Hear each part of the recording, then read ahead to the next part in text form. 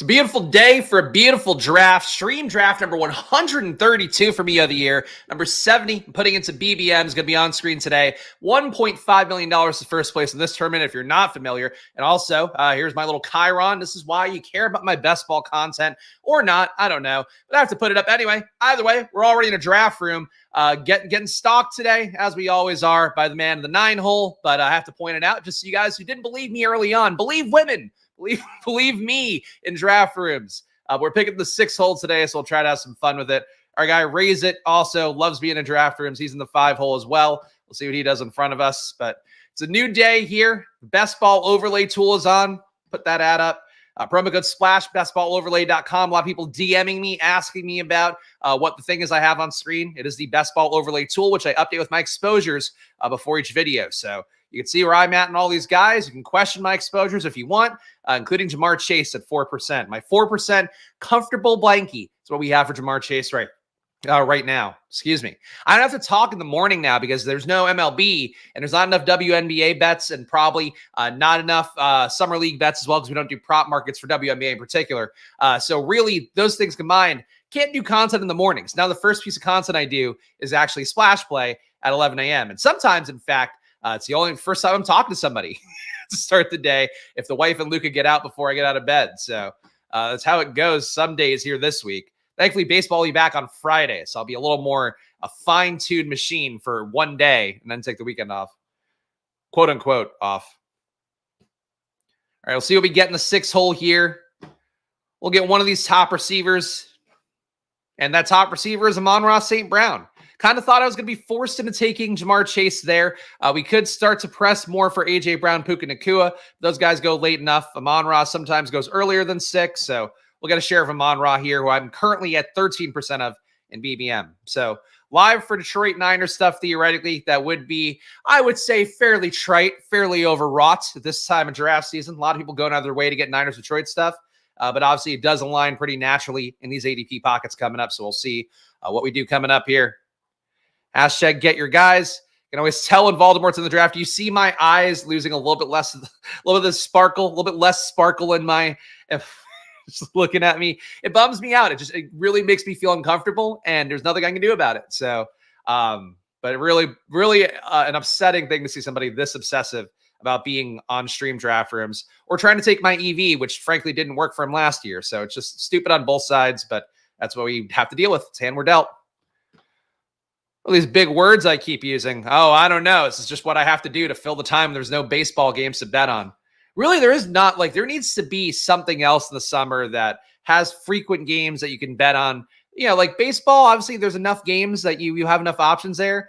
But for what about this 1 week? Where, what about me, a poor betting content creator who owns a betting startup? How am I going to get people to pay for trials, pay for memberships? Can't do it now. It's killing me. Smile is definitely not as big when he's there. Look, you watch me enough. I'm sure I have my tells. I am sure I have my tells. But God forbid that would stop anybody. Hopefully, once we get in July, August, a little bit more and rooms fill faster. I can switch the times up. We'll have less of them, but it is what it is. KBO. I mean, we do have KBO markets, but come on. It has to be something. It has to be a semi-major sport. Even if hockey were going right now, I'd throw in some hockey bets. I feel like I've played the least hockey out of everything that we have in terms of data, probably. But I've had okay results that I have done hockey, so I can live with it. Or we got a Amon-Ra here. I feel like Jonathan Taylor falling a lot in rooms out there. Of course, I do have my ranks on the screen as well, which you get by joining the channel down below for $4.99 a month. Devontae Debo. I'm low on Debo. I feel like the Debo-Amon-Ra pairing is probably incredibly chalky. For me, though, it's not. So Debo, I don't necessarily want to be 4% on him. I think maybe an 8% guy feels more like an appropriate move for me with Debo. So Amon-Ra, Debo pick 19, chalky start. We're going to have to find a way to get unique down the line. But for right now, it is a chalky, easy start. I wish. Plus, if you to join the room right after you, it used to be the opposite when people were trying to get into every room before I spooked everybody off of it, was that like you would then get an overflow room that's not on stream and has equally hard drafters to draft against. So definitely happens with Pete's drafts, I know, when he's trying to do his on Best Ball Breakfast. So you can find those rooms and you can try them out for yourself. And I'll tell you, they are just as bad as a stream room. But, obviously your mileage may vary. We'll see what we get on the way back here. Honestly, just a pretty standard start here. Pretty missionary start for the team, which is what's going to happen when you have enough badges in a room. The value kind of gets soaked up. There's not a lot to necessarily want to, puff your chest out about. So just building a solid structured team here is all we can do today, and hope we don't get sniped too much. One nice thing about the overlay tools, you can look at combos of players you've taken. Oh, you mean on like the data side of it? Is Adam doing the plugs for me for the best ball overlay tool? Promo code SPLASH, bestballoverlay.com if you want to see this data along with some other that. I think they put out their graphs tool as well. Somebody had DM'd me about that. Or one of the guys over there, I think it was Pat, had DM'd me about that. So I could take a look at that after the video. Or after the stream, rather. Stream draft. You know what I'm saying? I guess I could just look at it after the video too and go like, I'm not going to show you guys on camera in case it doesn't work. Mayfield or Bryce Young? Bryce Young. I think Bryce Young probably, to me, a little bit underappreciated. I mean, especially if we're talking about relative to ADPs. He's getting the Dave Canales treatment that just made Baker Mayfield a much more viable fantasy player, much more viable real-life QB last year. So to me, I think Bryce Young has enough weapons around him now. With adding Deontay Johnson, adding Leggett, maybe Mingo can be better year 2. Adam Thielen as a wide receiver 3, maybe 2 sometimes. That's fine enough for him. So I don't know. We got DJ Moore for week 16 with Chicago and Detroit. Laporta is still there. I do like Laporta, but I feel like I've not gotten this DJ Moore pairing as well. So Amon-Ra, Debo, DJ Moore start, and we'll see what we get on the way back. I don't expect Laporta to come. If anything, I think this douchebag in pick number 9 is going to probably take him at some point because he loves taking the same players and teams over and over again. And I think that's probably one of the guys that he would like to take if I had to guess. Our guy, Who to Thunk It, one of the guys who won a Drafters $15 ticket, the Drafters Million on Saturday, gave away 4 of them, and they should have all hit your accounts, I think, guys. So if you are one of the lucky 4 that got it, because I forgot to give it away for a couple weeks, and it was out last Saturday. I'll be giving them away regularly every Saturday moving forward. So tune in on Saturday for Drafters if you want. Of course, if you're new to Drafters, biggest difference there, 17 weeks, no playoff pods, no pods at all, full point PPR. So big difference from a BBM draft like I'm doing here. And last year, the biggest ad I can give is that I put in 9 entries. One of them finished top 110. A lot of other people in the community finished top 100, including one guy finished top 10. They actually top 5. So that's how it goes on Drafters. Your money goes a little bit further there. So check it out. Drafters.com, promo code SPLASH on there to get a $100 deposit match. So I'm adding today. I need to get money in. Really, I'm like a little bit. There's been I'll be real with you guys here because it doesn't really matter me talking on a best ball stream. I've been chasing these investors from Miami since basically end of March. Finally got some terms from them. The terms were a little bit, wanted to work them back. There's kind of a complicated layer to it that I don't want to go too deep in, but basically would be acquiring some technology from them that's betting related while also getting a cash infusion from them. And basically, like I sent a reply, like kind of pushing back on some of the terms last Monday. And I had to send the follow-up yesterday, like, hey, just checking in to see. And it's like, I'm literally just on pins and needles because this means the whole difference for how I approach August, September, October, all football season is getting this $100,000 check in right now. So that's where my head is at right now. If I'm not as glowing, it's because A, I'm getting stalked in every draft room, and B, because this is really stressful. So this is like enough money in for my CTO, who does not have a partner to help support things while things are getting off the ground. Would like to see it through. But lots of trials going on probably right now. Lots of new members. So we will see what happens. But stressful time right now for sure. We got Laporta all the way back. So even in a room where people love taking Laporta away, we got the Detroit double. This is unique, I think. Detroit double, Debo, DJ Moore. So we've got double Lion stacks. At this point with the Amon-Ra Laporta bet, does feel like we should prioritize Goff to a certain extent. That said, Goff going to be less competitive for us because we do have the Amon-Ra Laporta market cornered. And that's the first time I've gotten Laporta in the 40s. So I'm not going to start thanking my stalker like a Stockholm victim. But this worked out for me in this room. I'll take it today. Today's just got a draft, a meat and potato seam. Put your hard hat on, correlate and stack. There we go. The Drafters only on computer, can't find app on phone. If you go to drafters.com, you'll be able to find it, but it is on the phone. Actually, their mobile app is really good. That's part of why I think they're worth promoting. That's it. Basically, I think it works better than DraftKings. So DraftKings has tightened it up a little bit this year, especially with the 2 picks early notification they give you now. But I think Drafters, to me, I would say it's behind Underdog. It's hard to top Underdog in UX, but it's not too far behind it. Goff push. Time to push Goff in the 170s. We take Jameson Williams, maybe, but then, somebody's going to get me back and take Goff unstacked. One of my DK drafts last night, number 6 drafted St. Brown, Laporta, Goff, first 3. Yeah, you don't need to lock down the stack that much. That'd be my guess. Just started Puka and MHJ in this room. Probably my... What are we doing here? What... You're trying to tear me down? It's a beautiful day for a beautiful draft. I'm getting sick Lions combos. And we have to remind me of my lack of Puka Nacua, Marvin Harrison. I did confirm I have a couple in the big board. But I do not have any. So I have a few pre-drafts somehow that I lucked into with Puka and Marvin Harrison. But I do not have a single share on Underdog or DraftKings. I thought I had one on DraftKings. I do not have any Puka and Marvin Harrison Jr. on either site. So something to stay tuned for the back half of draft season is going to be, can I get a single share of Puka Nacua and Marvin Harrison? Because we are at draft number 70, and I've not seen a taste yet. Killing me. All right, let's see what we do with this pick coming up. Great elite tight end spot, unfortunately. All right, Hollywood Brown here is fine. Really nothing dying out to get. Falling Mark Andrews. I'll take Calvin Ridley. I kind of was thinking this is an AR spot for a second, but I don't want to get buried at receiver in this room full of badges. And Hollywood Brown, I'm fine with, but somebody else can get him. I don't know. I guess Mahomes drafters over here. I'm not like going out of my way for Hollywood Brown when Calvin Ridley's there, which I don't know if that's a good sentence, to be honest. Calvin Ridley, though, 4th receiver off the board. We'll see what we get.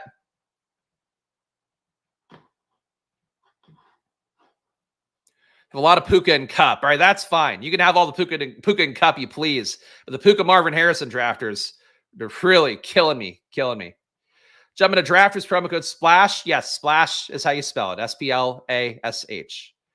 It always trips me up to spell out loud. It's like being, one time when I was a spelling bee in I think 3rd grade, I misspelled sneeze because I just panicked. Like I was a very, very smart kid who could spell the word sneeze, but just couldn't do it. And it was a spelling bee of South Bronx public school kids. So I should have won it easily. And nope, choked on the word sneeze, only to watch other kids misspell the word twig. Star, I believe, was another one misspelled. And here I am. I think I could do best ball drafts. I can't even spell sneeze under the bright lights. Oh, Kevin is in here. Hooray for you. Hooray for you. Everybody getting in the room. The old Spags room, the hottest room in town. DeAndre Hopkins goes. Part of why I took Ridley was I thought we could backdoor Hopkins. Kind of thought a Goff, Will Levis double stack would be a fun way to approach things. But no such luck.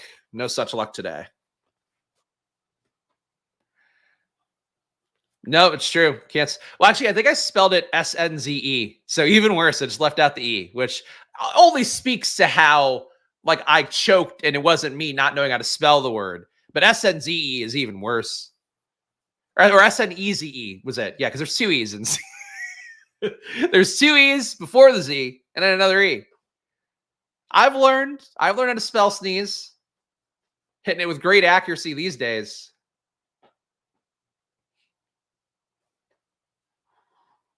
All right. Fucking double elite tight end. This guy loves elite tight end.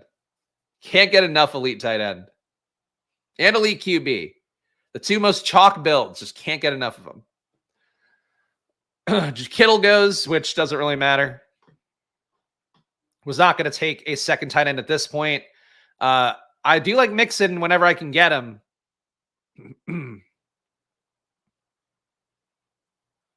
Yeah. With me just not taking Hollywood Brown, I think maybe it makes Xavier Worthy a little more game theory appealing approach, but Mixon I have the better rank on and he's got the lower ADP, so we'll take Mixon here. First RB off the board, 0-1-4-1 build, so technically a modified hero build instead of a 0 RB. But whatever. Whatever. I can't possibly care about that. Feels 0 RB enough to take your first RB in round 6.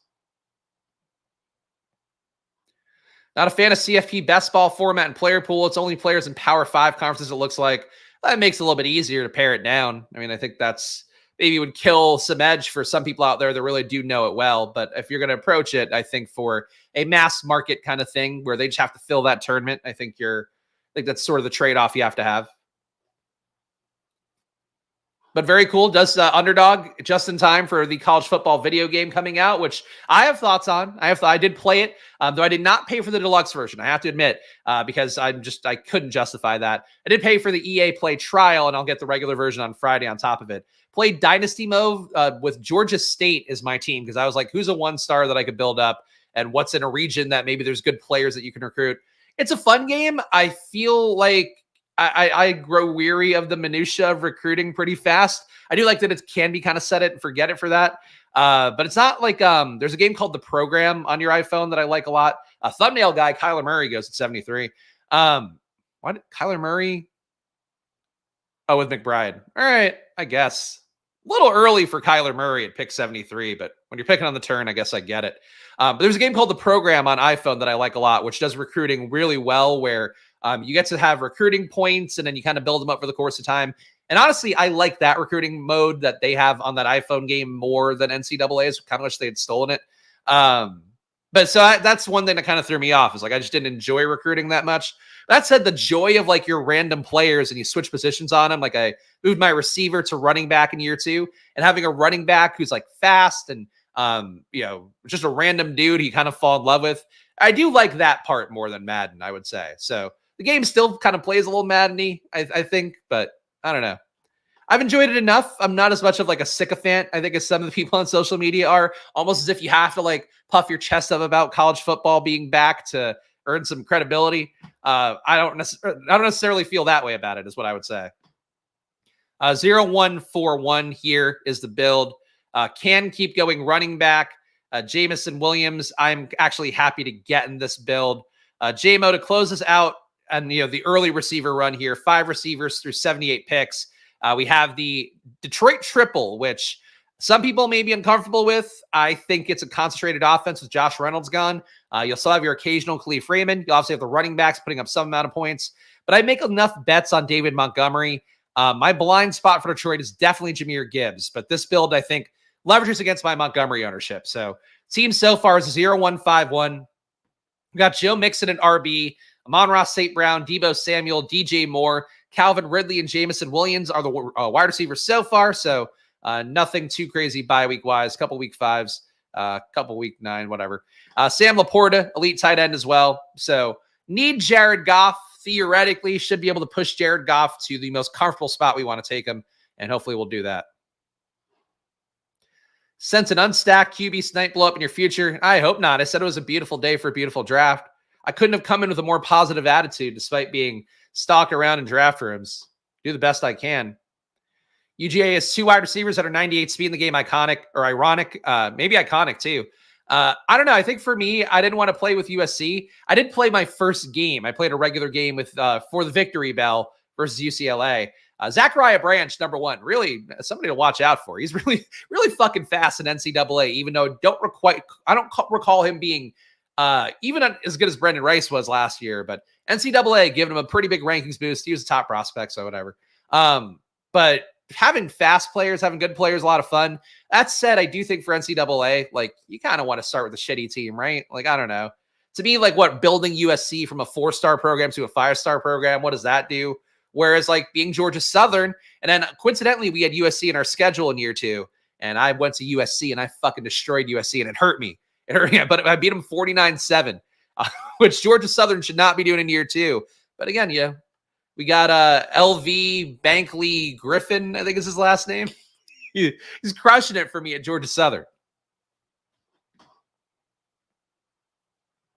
One of those UGA should be Ladd. Bring him back to the Van Wilder clause. I mean, he should have stayed in college forever.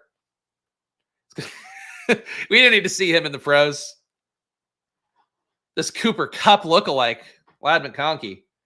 Just a couple doppelgangers. All right, we have 0-1-5-1 here. Timed it, so we are at an RB pocket, which works well. I'm low on Jalen Warren. I'm low on Zach Moss. Build-wise, neither is really going to do much for me here. But I'll get the share of Jalen Warren. Seems like I'm a little more dire in need of him. And he definitely can catch steam. Obviously, a Pat Kerrane favorite is what we do see. So maybe that leads to more picking of him. Who knows?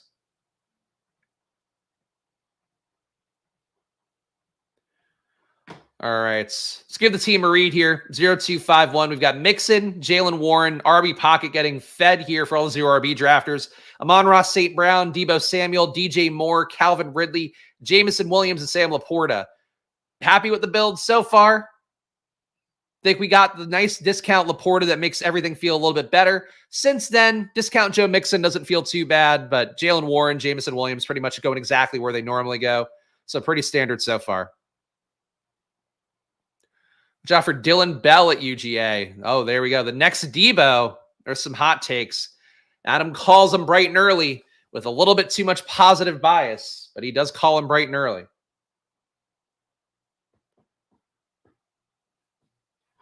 Thinking this has got to be, well, yeah, thinking this has got to be an RB pocket coming up. We're not really in the QB business for any of these guys, though, you know, tacking Jaden Daniels onto a build. Don't tempt me with a good time.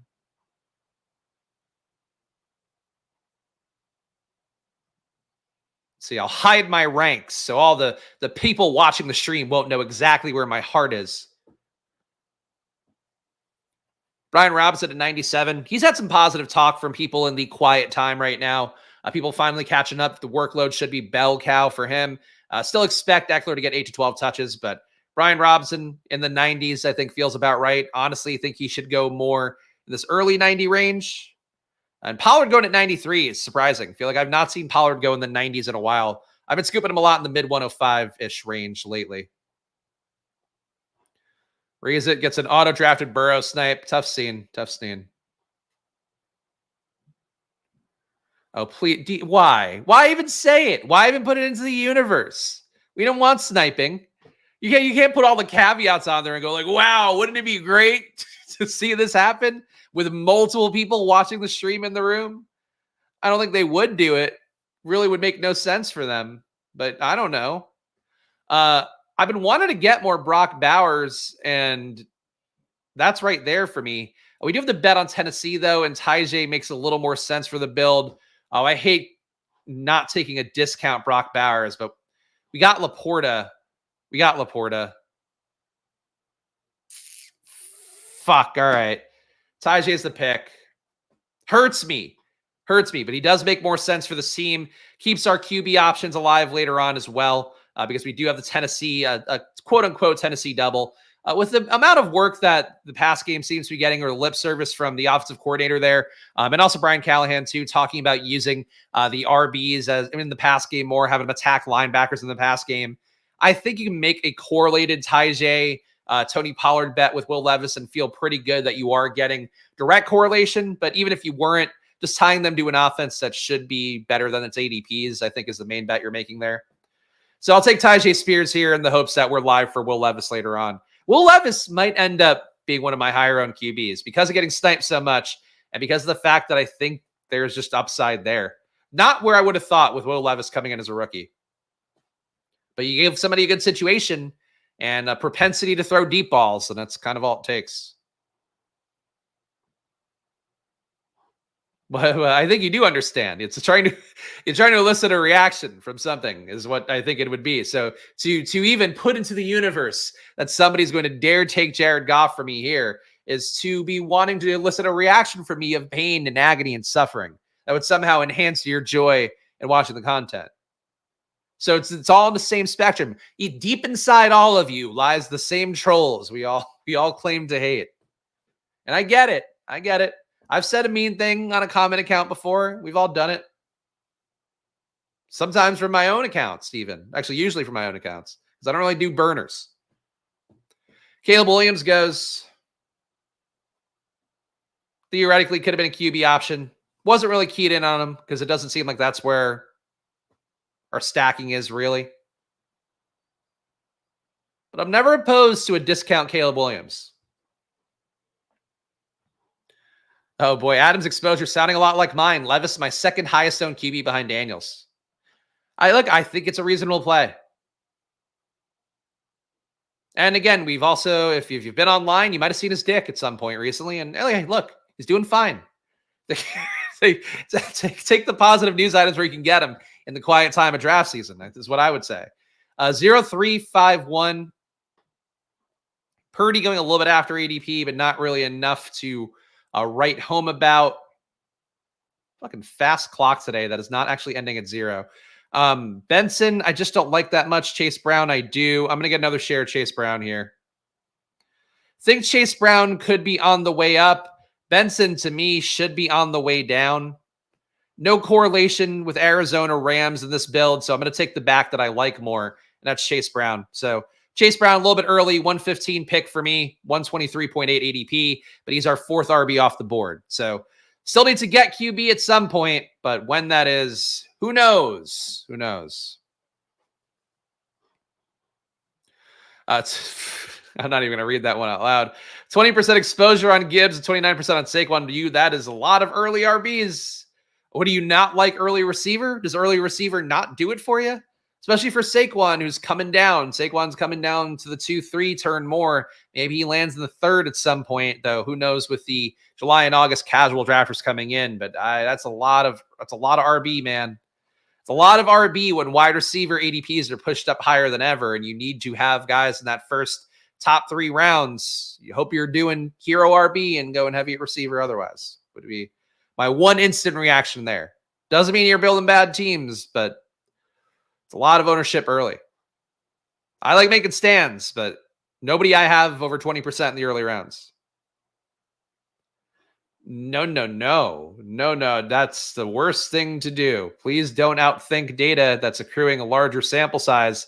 And then the sample size, as it gets larger, only points further and further to how badly you hurt your teams by not having enough wide receiver capital. I'm saying this as a warning. Doesn't mean anybody's dumb, doesn't mean whatever, but like you got to read some of the data from the people that are obsessing over this and doing a really good job with it. Mike Leone's Best Ball Manifesto updates, always good ones as well. Challenge some stuff that I thought, like the 3 QB stuff to me, counterintuitive. Some of the RB handcuffing stuff, counterintuitive. But you have to listen to data from people that are good at doing that. I think is the best thing to do for your own money. Unless you're just willing to burn money to have fun and draft teams that you think are fun, then okay.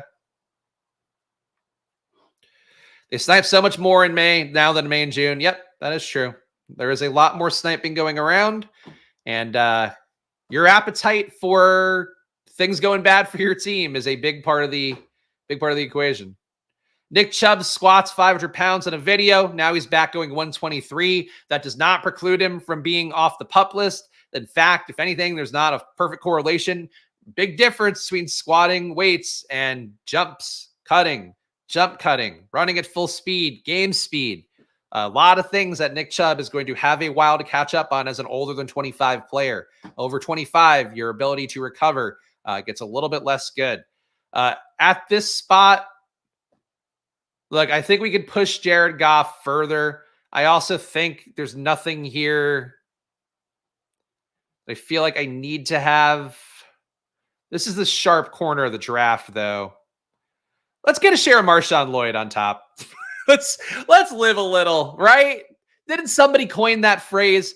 43% Marshawn Lloyd. Let's take another one as RB5. And now let's sweat it out.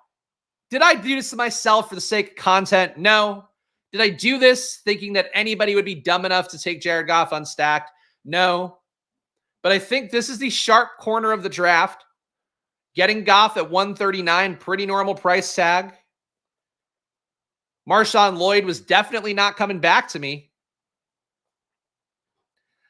The Lloyd call is coming from inside the house. I got a lot of Lloyd, man. All this positive Lloyd talk out there.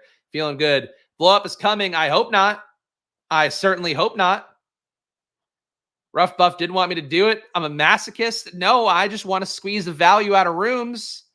I just want to grab the value by the teats and suckle the sweet milk therein. I want to be like Homelander with value. Squirt me in the face with it. That's what I want. Blah. And then I make a face like a as Homelander does when that sweet nectar hits his tongue. Xavier Leggett. That's not Jared Goff. Kirk Cousins isn't Jared Goff. Kev Mack been chatting. If he takes Jared Goff, he's going to be running laps. I can't do anything else to Jeremy, so if he takes Jared Goff, then it just increases my distaste. Kevin squeezing the clock here. Leggett feels busty. Where's the issue? I don't like his hamstring issues this early. That kind of makes me not feel great. But, all right, Kendre Miller, 2 more picks. Jared Goff at 139. Can it happen? Do you believe in miracles of me not getting sniped for once? Poor Al Michaels. He's not dead, but it feels like his career is winding down. Does everybody have to take the whole clock? Don't do it. Don't do it. CWI next. Oh, it's doing the long 0 clock as well. This is just torture. Luke Musgrave, 1 more pick. Oh, we did it. WK eared, not doing the bit. Let's do it, Jared. Should we push him around one more time? One more. No, let's just take Jared Goff. QB1, Jared Goff. Push again. Wouldn't take Goff and Nick my team, whereas I didn't think you would, Kevin. That's why this works sometimes. So Jared Goff here, a little bit of a 12-pick discount for him. Up my exposure on him. I only had 4% going into today. So Jared Goff, Joe Mixon, Jalen Warren, Tyjae Spears, Chase Brown, and my beautiful Marshawn Lloyd, who I might not back down off. This ADP doesn't move into the 110s. I'm just going to keep hammering him. Amon-Ra St. Brown, Deebo Samuel, DJ Moore, Calvin Ridley, Jameson Williams, and Sam Laporta. So we have completed the Detroit triple. We've successfully pushed to QB. I said it was a beautiful day for a beautiful draft, and I think I've lived up to both sides of that equation. Going to be less beautiful of a day when I'm walking outside after this video, doing my 3-mile walk to honestly, which has been great. It's been one of the better life changes I've made. So full recommendation. That said, when it's 90 degrees out at 11:30 a.m., in the mid-Atlantic area, no thank you. No thank you. Not fun. I'm rich. That's sure. I just made $1.5 million live on stream. You guys witnessed it. Cheerleading with Spags. Thank you. It's like I'm like 5'3" with an attitude. Jared Goff get pushed around. Jared Goff get pushed around. Marshawn Lloyd at 50%. Marshawn Lloyd at 50%. Going slow, going insane without MLB betting. Going insane without MLB betting. Here we go. I watch you because I find you have great info, but I only draft on DraftKings and wish there were some streamers doing DraftKings. Sorry to hear that, Dwayne. Look, for me, Barstool did a stream of DraftKings Best Ball yesterday. If DraftKings wants to start cutting affiliate money or advertising money like everybody else does in the space, I'm happy to do it more, but I kind of, somebody that does try to make income off of this, you got to draw the line somewhere. So it gets less views and they don't do any money deals for you. So doesn't make, and then I'm also raising the price point again, doubling the price point, right? From $10 last year. Like, it's a lot of greed. DraftKings really, as somebody who was like the biggest sycophant for them, who not, in terms of being a corporate bootlicker type, but like playing all their products, playing all their DFS, my biggest wins, the 100K run I went on in NBA DFS is all DraftKings. Like, I'll forever be grateful to DraftKings. That said, like, them pricing 50-50 bets at -115 is so fucking greedy. Them doing shit like the raising the best ball price, doubling it is so fucking greedy. I'm just like, I'm a little bit tired of DraftKings and how they approach their business, to be honest. But that's, that said, you pay me money. we can do biz. 1551 here.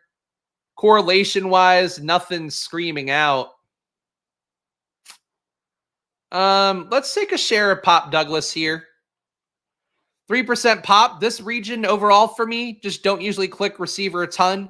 Usually making it up at RB around this point, but we got 5 RBs and I feel good about them. So we don't have to do that yet. Still have to figure out QB2 at some point coming up here, but I think we're okay on that front as well. I'll give the team a read. It's a little bit of a long turn. We've got a 1561 here. We've got Jared Goff, Joe Mixon, Jalen Warren, Tyjae Spears, Chase Brown, Marshawn Lloyd. So don't think we're done at RB necessarily, but we could be with those 5 RBs. All guys who should have roles from day one. Amon-Ra St. Brown, Deebo Samuel, DJ Moore, Calvin Ridley, Jameson Williams, Demario Douglas, a.k.a. Pop to all his friends. And Sam Laporta at tight end. We got our Detroit triple. It's going to be the main thing that carries us. Got a Niners bring back on that. Second game stack feels a little bit elusive right now. But it would have to be like a shitty Jacksonville player for Tennessee as one option, which I don't know that it does a lot for me. Noah Fant up in the 150s. Surprising to see. Comes a certain point where if you can withstand TJ Hawkinson, I do think that Hawkinson, Noah Fant is kind of the line where I would take a shot on Hawkinson if I thought I could survive, let's say 8 weeks without my tight end too. Maybe tack on a third tight end. I like Noah Fant, but there's worlds where he does not get there in the way that people are starting to get him priced up to. 50-50 bet should never be more than -110. Look, if DraftKings is doing it, I think it might not be just in Pennsylvania, but it definitely is in Pennsylvania because I bet on DraftKings and I'm like, fucking unbelievable. But yeah, like -115, I would bet is going to be the norm as, you know, especially these companies keep realizing that like the margins maybe aren't as great as they thought, even though people lost $11 billion last year. That's part of Probably's pitch. Currently, Americans on pace to lose, I think over 16 billion was the most recent numbers. So like, how do you not be profitable with a $16 billion, that's where I think the greed stuff frustrates me, but that's why I have a sports betting app to try to make things more fair for bettors. Just knowing market data, big thing we do at probably.com, probly.com. And since I can't promote it in betting content this week because there's no betting to be done, go check it out, probably.com. Promo code SPLASH gets you half off as well.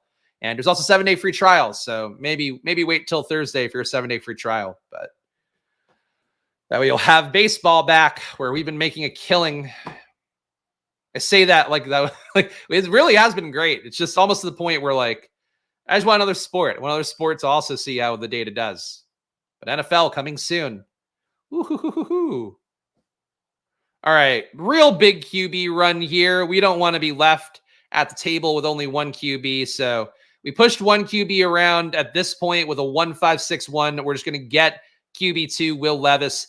2 week 5 buys though. So that throws a little bit of a monkey wrench on the 2 QB plan. But we'll figure it out. So it's a 2-5-6-1 build. Jared Goff, Will Levis, both out week 5. Both attractive girlfriends. Joe Mixon, Jalen Warren. This kid got to look. Just occurred to me. Maybe you want to know that. Jalen Warren, Tyjae Spears, Chase Brown, Marshawn Lloyd at RB. A wide receiver, Amon-Ra St. Brown, Deebo Samuel, DJ Moore, Calvin Ridley, Jameson Williams, Demario Douglas, and Sam Laporta at tight end. I'm happy with it so far. Think making a third QB a part of it gets a little bit tougher, but we're not dead. No, probably. No, it's not a site to probe you, unfortunately. The bye week bros are setting my house on fire. I hope not. It's hot enough, though, where you could really set a fire pretty easily, even accidentally. Don't point a magnifying glass at your house. I'll tell you that. Burn like little ants. Did you guys burn ants as kids? I think I did it once, felt bad about it, never did it again. I don't know why that's the line. I'll squish the shit out of an ant. I'll crush one of my fingertips. But, burning them alive feels a little bit rough. We saw what it did to Freddy Krueger. I think there's a history. We saw what it did to David Njoku. Made him a great tight end last year. So, trade-offs, I suppose. If you're an ant, maybe you roll those dice. You know what? Honestly, good point about no Drake May for you because he won't start in week 5. I was thinking Drake May backdoor, but that is a good point. That is actually a very valid point. A frustratingly valid point made. Our guy Charles. What do we do? I think for right now, we soak up Antonio Gibson, right? Think about it. Really could use tight end too as well.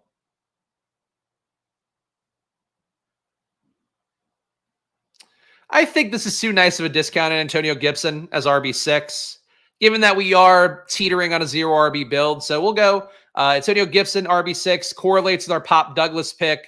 We've got a New England bet, even though Drake May not likely to be starting by week 5, or not the most likely. It should be a competition in camp, but I find it hard to believe May gets out there week 1.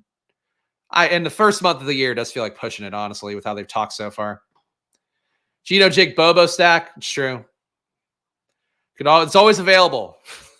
Except actually not really, because Gino went the pick before, so never mind. It wasn't even available here. Jake Bobo, the back half of that's still available. Like May's weekly game upside, but he's no lock to be starting by week 5. Yeah, I mean, if he fucking... Honestly, though, part of me wants to see the world burn because I'm just not going to be a big Drake May drafter this year. Unless we hear news in July and August that he's back with the first team or he's up with the first team and it's a real thing and he's going to start, then I'll happily go Drake May. But for right now, like, if the bye week's week 14, could you imagine a world where he doesn't play till week 15? Would be tremendously exciting for my anti-Drake May bags. But that's one that I think a lot of sharp people would be very upset about because they were making that bet. And, I made the bet on AR last year. I got spooked at certain points by people going, Gardner Minshew's going to start over him. And I was like, no, he's too good. And like the Colts are a smart team that know you play the rookie early. The Patriots are getting smarter with some of the guys that they lost who just had that pure boomer mindset, but still a team that does have the language of a, we're going to run the ball and we're going to win games 17-14. And the vets are the ones we trust. And like, I think they still have a lot of the same kind of lingo around it that the old Patriots had as well. So I think they start Jacoby Brissett. And again, I think if they're 500, around 500-ish, I think they're going to do it. Do you like that DK is top two? Dwayne is doing DK ads. Yes, DK's got, look, the tournament structure is not bad. It's just they shouldn't have doubled the price. And then they should, pay streamers to do content.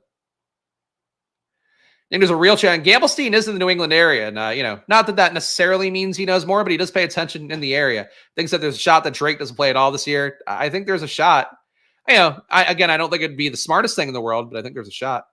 All right, so we're going to take Chig here as tight end 2. And I think with my last pick, I'm just going to throw something out against the wall and see what sticks. So we have, last 2 picks rather, 2662 here. Think what I'm going to try to do is QB3 with wide receiver 7.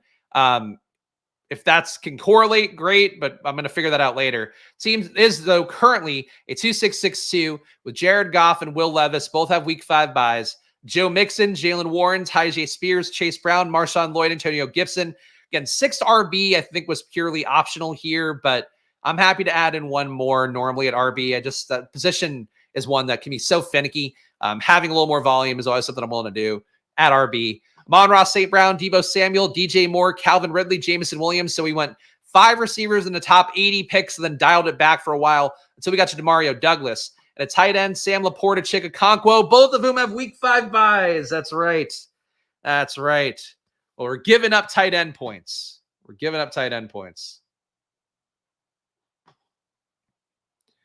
If you think Drake sits all year, which is crazy, what's your Brissett exposure? I don't think you need to, just because you're not taking one doesn't mean you need to take the other. I think similarly, like I don't take any of the Vegas QBs. Right now, we just don't know who's going to start in those spots. So I think the best thing you can do for yourself is not assuming, again, people want to say don't assume logical drafting, don't assume logical team construction from teams that we know sometimes don't do things logically. The Patriots are one of those teams. So, perfectly, in a perfect world, an analytics-minded team knows you put your rookie on early. But Minnesota is, again, a sharp team with a sharp GM who's like very in touch with, the data points that are very important that I think are very important. And they're still maybe not going to start JJ McCarthy. So, when you have a team that's less sharp, it wouldn't shock me to see them not start the QB. But my Drake May exposure is not very high. I don't know. Well, we can look it up right here. 4% Drake May, probably purely as a bailout. Just not the pick for me. When there's more info, again, if he's working with the first team in July and August, then yeah. But even then, like New England hasn't said it's an open competition. At least Minnesota has said when camp starts, it's going to be an open competition. I was going to do Daniel Jones backdoor, but that one is gone, which we can live with. Tyler Boyd would increase our Levis bet if we just want to go 0 at QB for 1 week. But I'll go Derek Carr here. Derek Carr playing week 5 will give me some points there. Never a bad bailout. We don't have any Vegas stuff, but there was no way we were going to pull off Vegas stuff anyway. So Derek Carr is the pick. We got one more pick coming up. and I might have to roll with just 6 receivers is how I'm feeling about it. Losing 25 points in week 5 isn't terrible. It's not, but like, to me, does a wide receiver 7 do more for me at this point than a QB who can feasibly beat out Jared Goff and beat out Will Levis enough weeks? I think Derek Carr can. I mean, he did beat out certainly Levis in the playoffs last year, and the Carr teams, I think, were better than Goff teams, at least one of the weeks, if not 2 of them. So, like, I like Derek Carr as a bet. I don't know. Derek Carr, to me, is a better bet to take late than Drake May. That might be one of those takes that you could play back after the season and go, oh, this guy. But like, in terms of just what people are drafting these guys like Carr is a starter on a team that's like stuck with him because of the contract. Spencer Rattler's not good enough to beat him out. Jake Hayner's not good enough to beat him out. Maybe Derek Carr gets hurt. One of those guys fills in and they keep the job. But I just don't see that being, the most likely outcome. And Derek Carr not having Taysom Hill taking QB snaps, both they dropped off the end of last year. Then with Clint Kubiak so far in minicamp, no Taysom Hill QB snaps. So Derek Carr is like a player that's going to play and give you some spike weeks and probably have a better role than he had last year. So that's how I feel about Derek Carr. Was thinking Juwan Johnson as tight end 3 to make up for the lack of buys there. But unfortunately, Juwan goes, so that's boxed out. Tyler Boyd went, so that's also boxed out. Yeah. Not my fave. Getting Daniel Jones and Jalen Hyatt would have been my ideal pairing. Jelani Woods correlates with week 16. The best ball overlay tool is telling me here. Correlates with Tennessee for week 16. A Jelani Woods team? Oh, why not, right? No, that's stupid. Let's take Javon Baker. We got this bet on New England. We can have a New England bet. Baker usually doesn't go undrafted. He is a risk to not play very much as another slot guy. He and Demario Douglas both, I think, competing for the same slot role. But we'll take him for the New England bet. Fucking way too much of a New England bet. 3-6-7-2 here. We have Jared Goff, Will Levis, unstacked Derek Carr. But again, he'll give us points in week 5. That's all we care about. Joe Mixon, Jalen Warren, Tyjae Spears, Chase Brown, Marshawn Lloyd, and Antonio Gibson are the RBs. Could have done one less at RB, and that might have helped out at some other positions, but Amon-Ra St. Brown, Deebo Samuel, DJ Moore, Calvin Ridley, Jameson Williams, Pop Douglas, and Javon Baker. The biggest issue I have with this is that these guys, I think, are playing for the same role. And then you also have Juju Smith-Schuster there with a big enough contract. That's not great. Laporta, Chig, we're not getting points in week 5, but with tight ends, sometimes you might not get points anyway. All right. Let's look at this real fast. So I wanted to see here, supposedly they changed some of the tools here on Best Ball Overlay and added in the graph. So I wanted to show you guys this real fast. Of course, our new partners over at Best Ball Overlay, founded by the Fantasy Dog Pound guy.